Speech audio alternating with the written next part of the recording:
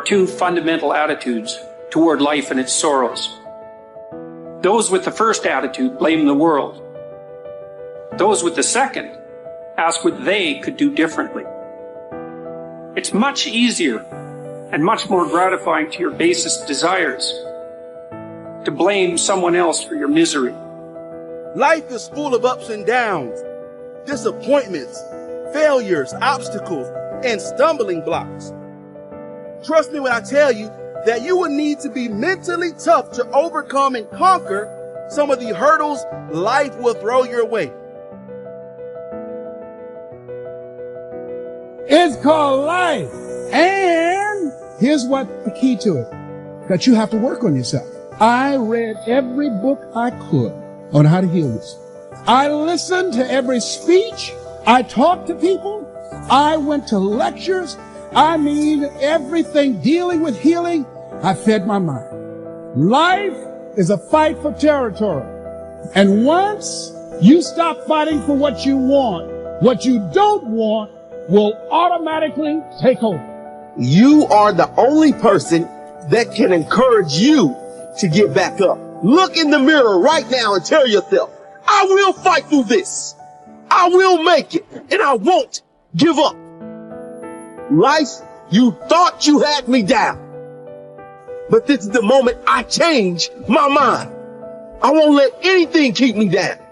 When you want something new and fear pipes up and tells you you can't have it, you've got to say, yes, I can. When you want to try something new and fear pipes up and tells you shouldn't do it, you've got to say, yes, I should. When you want to go somewhere new or be with someone new and fear pipes up and says you won't do it, you've got to say, yes, I will. I will never quit, because if you quit, you're done. You may still be alive walking around on this earth. You're done. I will never quit. I will persevere and I will thrive on adversity.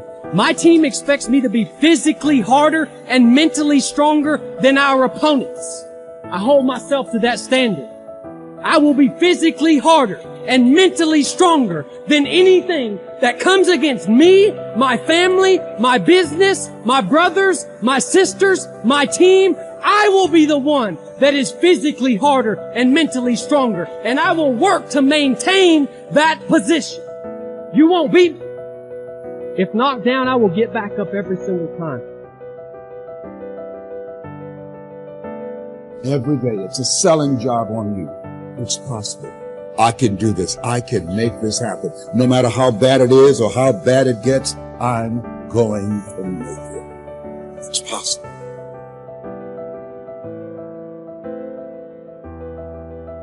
Yo, we all are great. We all should think that we're great. There's no reason for you to not think that you're great. If you don't think you're great, ask yourself why. Why don't you think the highest of yourself? When you do, people have no choice but to follow suit. You got no choice but to follow suit.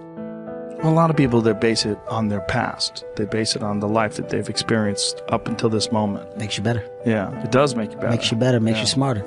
Yeah. A life they need with to no hear a guy rocks. like you say it. Yeah, man. That's what's interesting about it. That's what's interesting about life. You can hear a guy like you say that, and then it changes your perspective, and then you'll go out and take action that you might not have taken before. I got a 585 on my SAT. Confessions. They give you 400 for putting your name on the paper. It's a true story. I guessed ABACADA. I did abacadabra all the way down. True story. Swear to God.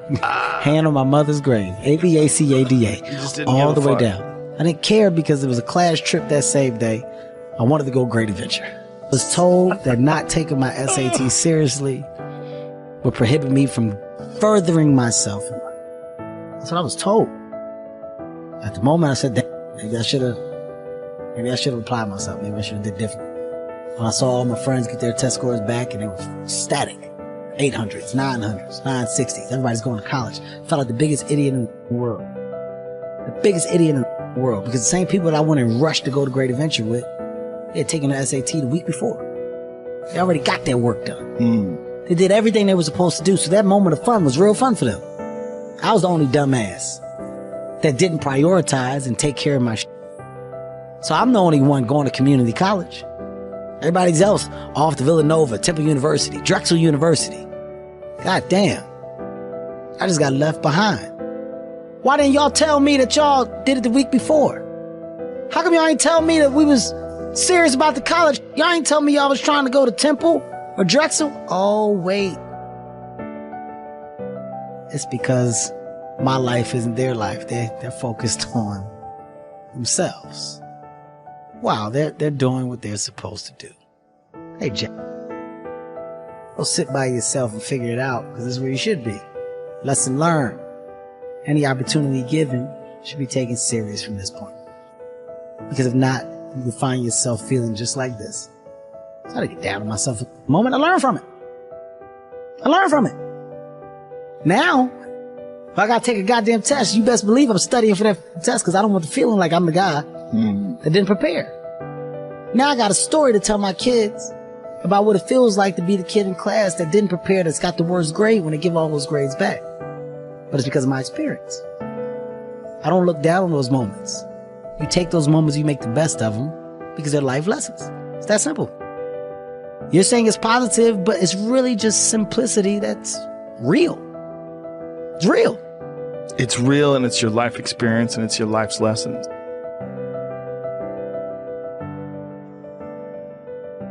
It's unbelievable how little genuine encouragement many people need, and how they had none. No one ever said to them and meant it.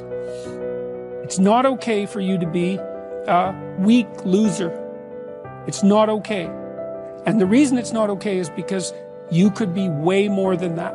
And it's a crime, an ethical crime, for you to allow all that necessary potential to go to waste. It hurts you, it hurts your family, it hurts the world. Really, really, it does. And people think, oh, okay, I get it. And they do get it, because they know. If you want to know something about yourself, sit on your bed one night and say to yourself, you got to mean this. Like, you got to be desperate. This is no game, this. It's like, my life is not everything I want it to be. And perhaps it's not everything that I need it to be. And by need, I mean my life is so unbearable that the suffering that's attendant upon that is make me nihilistic, cynical, bitter, resentful, homicidal, genocidal, unable to have a good relationship, prone to punish people for their virtues because of my jealousy, driving the proclivity to see evil everywhere except within my own heart. Like, these are problems, man. And you ask yourself, you sit on the bed and say, okay, man, I'm ready to learn something. Like, what's one thing I'm doing wrong that I know I'm doing wrong that I could fix, that I would fix?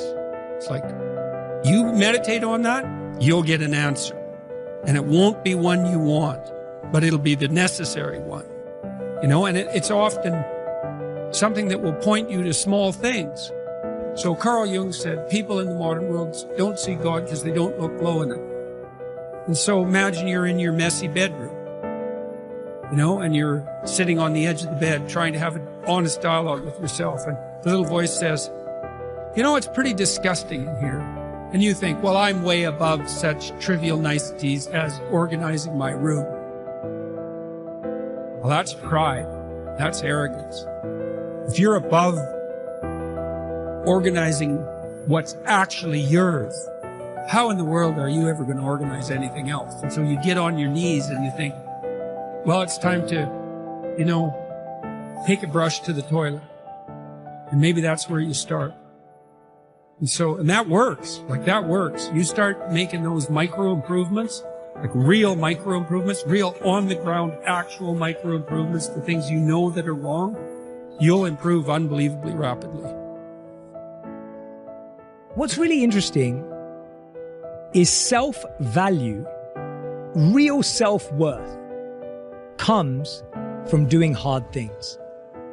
We keep talking about self-love. We keep talking about loving yourself, believing in yourself. That happens naturally when you go through something difficult. Everyone who's listening right now, I guarantee you, has been through something difficult. Maybe they lost a friend. Maybe they've been through cancer. Maybe they lost their job and had to rebuild. Maybe they completely